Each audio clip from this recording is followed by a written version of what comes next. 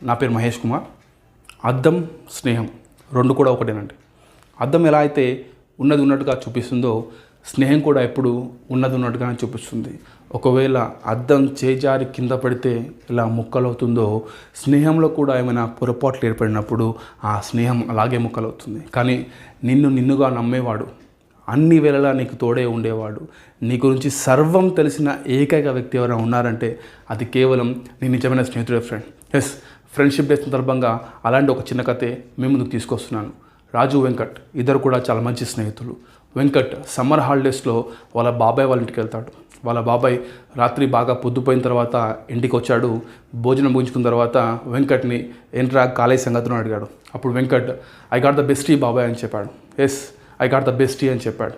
ఏంట్రా అంటే, అవును బాబాయ్, నీకు తెలిసిందే కదా, క్రికెట్ అంటే నాకు పంచ ప్రాణాలు. ఒకరోజు కాలేజీలో జాయిన్ అయిన తర్వాత ఒక సర్క్యులర్ వచ్చింది, ఎవరైనా క్రికెట్ ఆడే ఇంట్రెస్ట్ ఉంటే కనుక మీ నేమ్స్ రిజిస్టర్ చేసుకోండి, ఫస్ట్ ఇయర్ నుంచి ఒక క్రికెట్ టీం సెలెక్ట్ చేస్తున్నాం అని చెప్పేసి.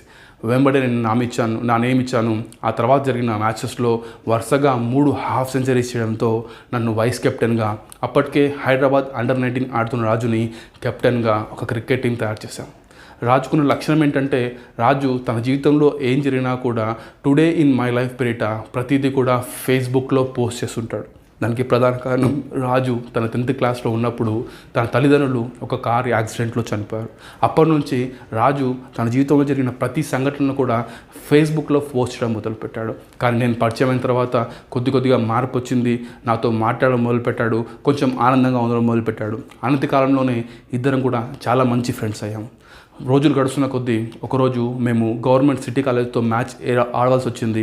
ఆ మ్యాచ్ ఆడే క్రమంలో అప్పటికే నావి 48 రన్స్ అయ్యాయి. స్పిన్ బౌలింగ్ ఉంది, బౌలర్ బౌల్ చేశాడు, నేను బాల్ని ఫ్లిప్ చేశాను, ఆ బాల్ థర్డ్ మెన్ దిశగా వెళ్తుంది. మొదటి పరుగును వేగంగా పూర్తి చేసుకున్నాము. రెండో పరుగుని నేను నో అంటున్నా కానీ రాజు కాల్ చేయడంతో నేను క్రీజ్ నుంచి బయటకు వచ్చాను. అవతలకి వెళ్ళే క్రమంలో అప్పటికే బాల్ ఫీల్డర్ చేతిలో వెళ్ళింది. ఆ బాల్ త్రో కొట్టడంతో వికెట్ పడిపోయింది. అప్పటికి 49 రన్స్, కేవలం 1 రన్ తేడాతో హాఫ్ సెంచరీ మిస్ అయిన కోపంతో అదే స్టేడియంలో రాజు చెంప మీద ఒక్కటి కొట్టాను. ఆ తర్వాత కొంచెం బాధపడ్డాను, గిల్టీగా ఫీల్ అయ్యాను. ఇలా చేసేది లేకుండే అనుకున్నాను. కానీ ఆ రోజు రాజుతో మాట్లాడలేదు. రోజులు గడుస్తున్నాయి, ఇంకా మేము మాట్లాడుకోవడం లేదు. యాన్యువల్ ఎగ్జామ్స్ వచ్చాయి, ఎగ్జామ్స్ రాసాము. ఇక నేను బాధను భరించలేకపోయాను. ఇలాగే ఉంటే బాగుండదు అని చెప్పేసి సరాసరి నేను రాజు దగ్గరికి వెళ్ళాను. రాజుకు సారీ చెప్పాను. సారీ చెప్తూ అడిగాను, నీ జీవితంలో ఏం జరిగినా కూడా నువ్వు ఫేస్బుక్లో పోస్ట్ చేసేవాడివి, మరి ఆ రోజు స్టేడియంలో జరిగిన సంఘటన ఎందుకు రాలేదు అని అడిగాను. అప్పుడు రాజు ఉండి, అదే కాదు, ఫ్రెషర్స్ పార్టీలో మనం హాల్కి వెళ్ళాము, నేను కూర్చునే క్రమంలో నువ్వు నా కుర్చీ తీసావు, నేను కింద పడ్డాను, అప్పుడు హాల్ అంతా నవ్వారు, కానీ నువ్వు మాత్రమే ఇన్సల్ట్గా ఫీల్ అయ్యావు. ఆ రోజు కూడా నేను ఫ్రెషర్స్ పార్టీ అయ్యిందని రాశాను, కానీ కింద పడిన విషయం రాలేదు. తర్వాత ఈ మధ్య కాలంలో మనం ఒకరోజు కాఫీ తాగుతున్నప్పుడు నువ్వు కావాలని టైం ఎంత ఆడితే నేను ఇలా అనుకునే వరకు కాఫీ మొత్తం నా మీద పడింది, ఒళ్ళంతా కాలింది, కోపంతో నీ మీద అరిచాను. ఆ విషయం కూడా రాయలేదు. ఆ రోజు కూడా ఏం రాశాను, మేము కాఫీ తాగామని రాశాను. అదేవిధంగా మొన్న మ్యాచ్లో కూడా మ్యాచ్ గెలిచామని రాశాను, కానీ ఆ రోజు జరిగిన సంఘటన రాలేదు. Because you are my best friend.